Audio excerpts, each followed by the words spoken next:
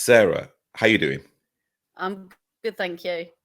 I just want to say I am like talking to England's #1 foot golfer. Is that the correct terminology? I'm not too Female, sure. female foot golfer. Female foot golfer. You know what? Let's kind of dive straight into this. So, what is foot golf? Yeah. Right. So foot golf is it's a fairly new sport. Same concept as golf, apart from you using your feet and a football. Exactly the same rules as golf. And like you are, you know, females #1 in England. I mean, like, let me kind of clap right now. That's absolutely amazing. Thank you. So yeah, like how like did you get into the sport? Well, to be honest, it's sort of like I had some friends. They play for the local team, Pedham Place in Swanley, and I went up with a friend, Michaela. One time she was like, come along and everything, because obviously I play football as well. So she knew that I can kick a ball basically, and she's like, come up and have a game. And well, I went up with her, and she was like really surprised actually how well I could actually play it. I mean, it's not just smashing a ball as such. You've got to be quite technical. Yeah, so like in golf, you have to know when to hit it with a certain amount of power. You got to know what ground you're looking at. Being able to read. Listen, I'm still learning. I've only been playing 3 years as such. Obviously, we had COVID as well in with that as well. That took a little bit of way. So yeah, that's how I got into it, and it's just gone from there really. Like I say, Michaela got me into it, and then my other friends, got me associated with Pedham Place Foot Golf, and went from there. I wasn't playing football at the time, so it just makes sense for me to try and do that in my spare time. Wow, amazing. And what like type of footwear do you use? Is it football boots? Is it special foot golf shoes? No. So we have to use Ashurst. Most courses don't allow football boots because obviously you can imagine that the ground's gonna get chewed up by football boots. So because it's based in the summertime anyway. Very rarely in the foot golf season is it sopping wet. We've had the odd occasion, like our last competition last year. Part of the competition had to be called off because we had like heaps of rain. It was absolutely ridiculous, and it was just too dangerous to play. Obviously, if you're playing in AstroTurfs, it's going to make it so slippery. Yeah, so yeah, you're not allowed to use football boots. It's Astros only. Okay. And what 3 words would you use to describe yourself as a sportswoman? So I was having this conversation. I was having this conversation with the other half, and I was saying, like, how would you describe me? And I said, look, I think like I'm more. I would consider myself enthusiastic and determined. And he used the word flamboyant, and I was like, I'm not using the word flamboyant for myself. I can't say those words, but that's from him. So yeah, but yeah. So me personally, I feel like I'm determined, enthusiastic, and hardworking. So Okay. And like where like would you rank those kind of 3 descriptions? Like first, as in not like #1 being first. Determined. I'd And definitely second? say determined, and then hardworking. Okay. And then go enthusiastic. But on a whole, I would put them all together if I could, because considering how I've come about and considering my age, I'd like to put them in a pot and just tie them all together and consider myself that. What's like been the most difficult decision that you've had to make, during your sports career? So I would say in my younger days, so when I I was at Charlton, playing for Charlton Ladies. I didn't have the opportunity as such. Oh, sorry, Bruce, we went off there. I didn't have the opportunity as such to fulfill where I should have been. I was attending college and playing for the Centre of Excellence as such, and I had to give it all up to go to work. So that in itself, was probably the hardest decision I had to make, because I had to go out to work to live. So it's always been, I know you can't live on what ifs, but it's always been in the back of my mind, like, I wonder what would have happened if I'd have continued where I was at, because along the way I've had a couple of England trials at football and things like that. So it's definitely a what if, but like I say, where I'm at now, I'm extremely happy, again, considering my age. So, I feel very lucky to be having the opportunity that I've got now. And talking about the foot golf a little bit more. Yeah. Do you have a handicap? I mean, is it similar to, as I'm saying, I just have to ask. I mean, how does it work? Yeah, no, we don't rate ourselves in handicap. We know our good players. Sometimes the players that don't play so well come through and play amazingly. Foot golf's a complicated game. As much as you love it, you can hate it sometimes. So it's like playing any sport. You can have your good days and bad days, so sometimes it doesn't even matter how much you practice. You could have a really bad day and not even be up there on the leaderboard. So we don't have rankings as such, but like I say, we know what people can do, what people are capable of. How has sports, and that's football and foot golf, helped you mentally? So my closest friends and family know as such how much I do struggle with my mental health. I've had a long history of it. I've gone through life in the stage that I've been at. When I've not been competing as such, or taking part in any sort of sport, I always felt like there's something missing in my life.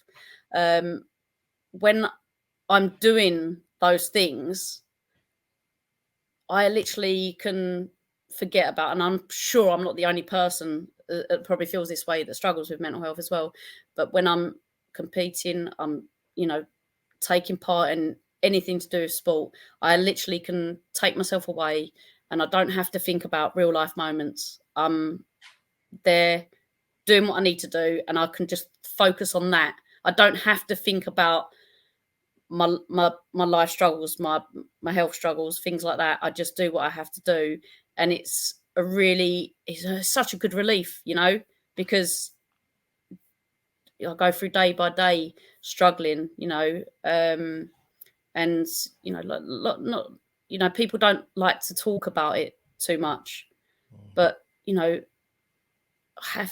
have to go through life, unfortunately, sometimes not talking about it, because it's still, no matter, I know it's more common these days, and people are talking about it more, but still people don't, me personally, I don't like to go, I suffer from mental health. I don't like to go on about it as such, and I don't want people to treat me differently because of it, so I still feel, in a way, it's still a taboo subject, because there's a lot of people out there that have not experienced it, or had a friend or family that have experienced it that they can relate to. Whereas if you have been in that position, you can see, you can't just say to somebody, come on, cheer up, come on, chin up, because those are the worst things that you could say to anybody that struggles with mental health. And let's face it, like, mental health is a small box, and then there's massive, you know, lines off of that describing mental health. There's all sorts of conditions. So mental health isn't just mental health, it's all sorts of things. Yeah. And I know when I was going through my struggles, you know, exactly what you said before, you know, sport, especially football, was my relief for those 90 minutes, 120 minutes. Yeah.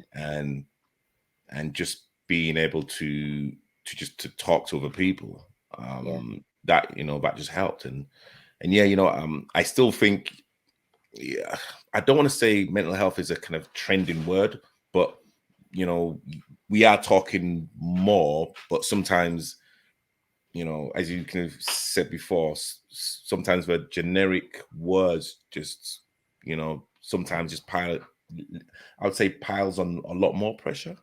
Yes. Yeah, definitely. Because I'm trying to explain it in the right sort of way, but you say mental health and people automatically think, oh, they're crazy. But it doesn't mean that at all. Yeah, absolutely doesn't mean that. And nobody should ever think that, because it means so many things. Yeah. What is your future at Welling? Because here, you know what, you are also a talented footballer as well. Thank you. Yeah. Let's My not forget that. Yeah.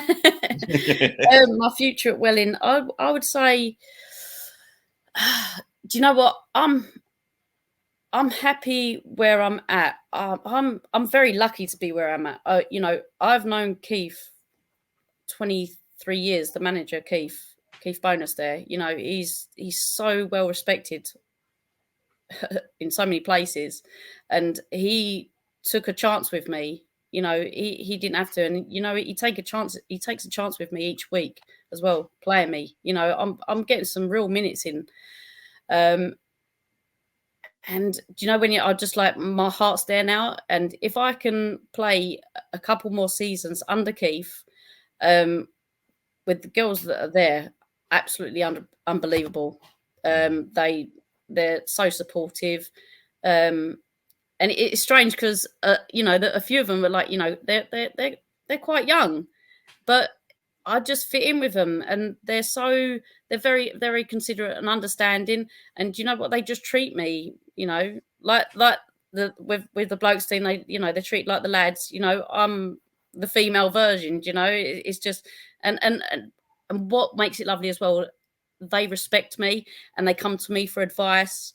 Anything, they know that they can come to and talk to me, and you know, it's not going to go any further. I'll give them my honest opinion on things. But my future with Welling is, yeah, I'm going to see out, you know, the next couple of seasons. Hopefully I'll get a couple of seasons out anyway. You know, the way I feel at the moment, I'm loving it. I'm loving it. I'm loving being part of a team. Yeah, and it's giving me something. I'd play as long as I can, really. You know, I've got to be careful because I'm, you know, of an age, but what age is just a number at the end of the day. As long as I'm working hard to stay fit, world's my oyster, as I see it. Yeah. I've kind of picked up on a few things that you've said, and I just want to say that, like, do you believe in your ability? Because what you said in terms of, because you've like said it a few times, that I'm kind of lucky, you know, that Keith picks me, and I'm kind of lucky to actually get minutes. Yeah. It's not luck, because like you've done the hard work to be there. So for yourself, like, do you actually believe in your own ability, and actually, do you believe that you belong at Wedding, at Welling? Well, you know, it all comes down to the mental health side of it again, Bruce. You know, it's I've gone through life having a lot of self-doubt, and not believing in myself. So I do struggle with that. I'm really good at, you know, giving the advice out to other people and supporting them and saying, you know, come on, you're doing amazing and you are amazing. But I do struggle with it myself. I'll be honest with you. I do struggle with it myself, and I'm always looking for. We're always everybody's always looking for improvement, but I just never feel that I'm doing good enough. as such, but I know I should, and I don't know, maybe one day I will. But yeah, it's hard. It's hard when you think. I suppose I like to think I think positively for everything else, or everyone else, but when it comes to myself, I'm not very good at that. You are England's female #1 foot golf player. What else is there? Like, you have the ability. Yeah, I know.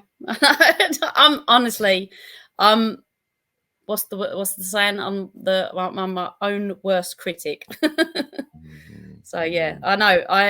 My closest friends and family literally say to me all the time, like, just take it in, accept it. But I'm I'm terrible. What can I say? And you are flying out on the 26th of May. Yep. So yeah, what's the future regarding your foot golf career? And what is So happening? Yeah, and actually, what is happening on the 26th? okay, so I was playing foot golf before I joined Welling. Last season, I managed to acquire a couple of sponsors. Is it all right to say their names? Yeah, 100%. Yeah, yeah. So Harris is in Bexley Heath, and Target Fields and Machinery. They sponsored me last year, which made it possible for me to compete into the in the competitions that I did do last year. It was very hard because I had my second child December 2021. So going into the foot golf season with a little bit of baby weight on me as such, it was hard work, but it was a good starting ground, getting back to fitness and things like that, because I knew in myself that I needed to get straight back into fitness as soon as I had this baby. So yeah, I was playing foot golf, playing competitions. I was traveling up and down the country, sometimes twice a month. So very lucky to have close family that was looking after the children. And yeah, it was hard work, but really enjoyable, and it got me back to understanding that I was me still, because some people let themselves, get in a trap and forget who they are. But yeah, it was really good playing, and I had that opportunity because of those two companies that sponsored me. And on the 26th, you are Yep, you are flying out to Orlando. Orlando. So it's the Orlando World Cup 2023. And do you know how many people are going to be competing? The final figure, as far as I'm aware, is just over 1,000. Yeah, so And it's from people from all different countries all over the world. So and women wise, I think there's just over 100. Correct me if I'm wrong. Going, specific figures. Say that word. No, specific figures. I'll know more in depth when we arrive out there. But yes, really excited. Honestly, it's 2 weeks today. I'm going to be on the plane, I think. Yeah. Pretty much on the plane. Yeah. Might nearly be there. I'm like, And literally, I'm like, I haven't even packed a thing. I'm not even like, I'm so. I used to be organised, and then I had two children. I had the second child, and then she ruined me. Yeah. and do you like have a target in mind, or literally are you like just out there just to enjoy the I want to win whole it. experience? I want to win it. I love I that. want to win I the love women's that. comp. I love Do you that. know what? If I'm traveling all that way and I've had people help me get there by sponsoring me, and the crowdfunding and things like that, and family help me as well. Everybody has been absolutely amazing getting me there. I've got to go 110% and go out there and think I've got the chance to win this. I love that. I've got to. Love that. And social media details, like how can people get in contact with you, DM you, follow you, etc.? Well, so the CTV Sports, I've got it here. CTV Sports is covering the World Cup 24/7. So from Tuesday, the 30th of May, it kicks off with the men's and the team matches 1 and 2. And we've got 2 official Team England cameramen streaming live to back home. Okay. So CTV Sports, people can see that. CTV Sports. Okay. Yeah. And literally, I'm going to put it's on the app stores for Apple and Android.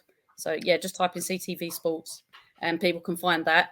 Like I say, it's going to be streamed 24/7. It's going to be great, and people want to know about it, look to get involved with it in the future. That's a perfect way to get some understanding of it and, you know, get acquainted with it as such.